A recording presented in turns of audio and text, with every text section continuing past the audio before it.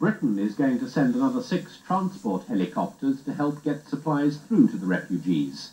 America's helicopter airdrop is being stepped up after some supplies dropped by plane missed their targets. This Turkish army base at Silopi is about to become the springboard into the mountains for the American relief effort. Hundreds of tons of food are already arriving here by road. Silopi is at the foot of the mountains where the Kurds have their refuge. Tents are here for the thousands of troops who run the airlift. Today, helicopters were taking the food to the refugees, only a few aircraft so far. We flew with the US Navy's Sea Stallion helicopter packed with food, tents and blankets. Ishikveren camp is one of the most desperate. Scattered along the snow line, hundreds have died from cold and disease. As the US airmen tossed the food and blankets out just a few feet from the ground, Kurdish refugees ran across the rocky terrain to grab what they could. The helicopters can bring relief supplies quickly, but not efficiently. It's the fittest who grab what's going, not the most needy. The Americans say they're putting all their military effort into the relief program, including mid-air refueling of their helicopters to keep them flying. How soon they can hand responsibility to the civil aid agencies depends heavily on how much help they get from the Turkish government. Jeffrey Archer, ITN, in southern Turkey.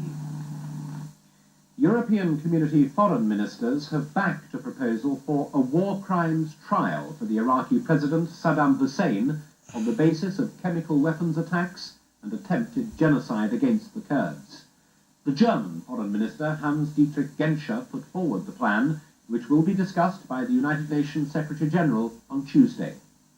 The exact legal mechanism for such a trial has not been revealed.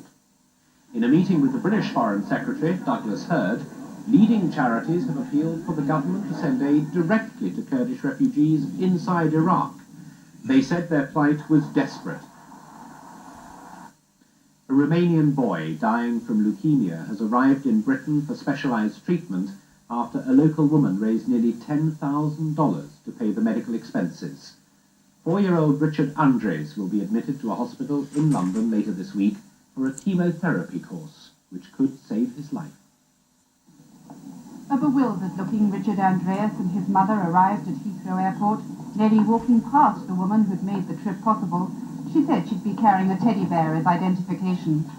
For the mother, the compassion of a 67-year-old English spinster is the last chance to save Richard. His leukemia can't be treated in a country bankrupt of medicine and specialist care.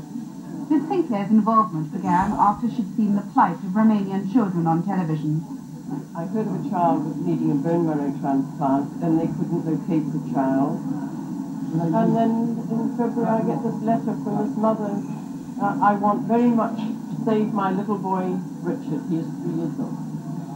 So who wouldn't try and help that child? It is a great privilege to be able to help save a child's life.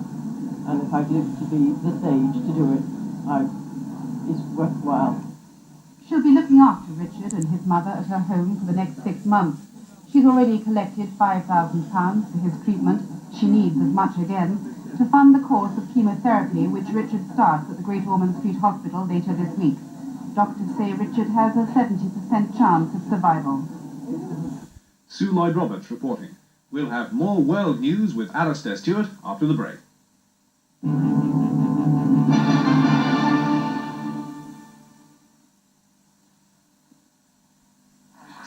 are cleared to 2,000 feet.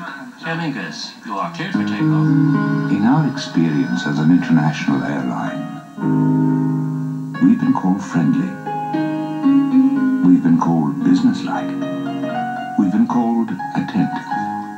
But with over 50 flights a day between London and Ireland... Yes, put me on Aer Lingus on Friday morning. We really think you should call us first.